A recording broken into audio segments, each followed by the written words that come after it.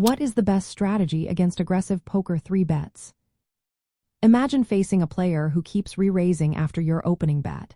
It can feel like a game of chess where they keep pushing your pieces. So, what's the best way to handle this? Let's break it down. When someone makes a 3-bet, it means they are re-raising after your initial raise. Usually this signals strength or an attempt to pressure you into folding. Against these aggressive 3-betters, your goal is to respond smartly without losing too much. First, you need to understand that folding a lot of hands is normal, especially if your opening range was weak or you are out of position. Typically, folding about 50 to 60% of your hands is standard, but it depends on how big the 3-bet is and where you are sitting at the table.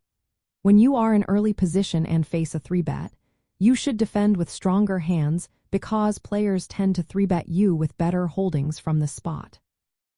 On the other hand, if you are on the button and facing a big blind 3-bet, you can defend with a wider range. Being in position gives you an advantage because you get to see what your opponent does after the flop. Calling a 3-bet allows you to see the community cards and decide how to play based on what hits the board.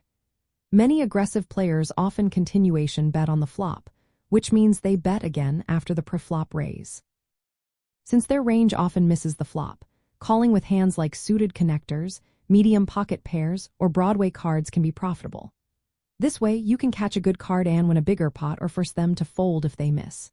4-betting or re-raising the 3-bet is a more aggressive move. Use it mainly with premium hands like pocket aces, pocket kings, pocket queens, or ace-king. Sometimes you can 4-bet as a bluff with hands that have good potential if called, but this is riskier. The goal is to build the pot with strong hands or to push out opponents with weaker holdings. Position plays a big role here. When you are in position, you can defend more loosely because you control the size of the pot and can make better decisions after the flop. Out of position, it's better to be tighter because you have less information. Stack sizes also matter. If you are short-stacked, you might prefer to shove or fold rather than call, especially if the 3-bet is large. In tournaments, pay attention to your stack and the opponent's tendencies.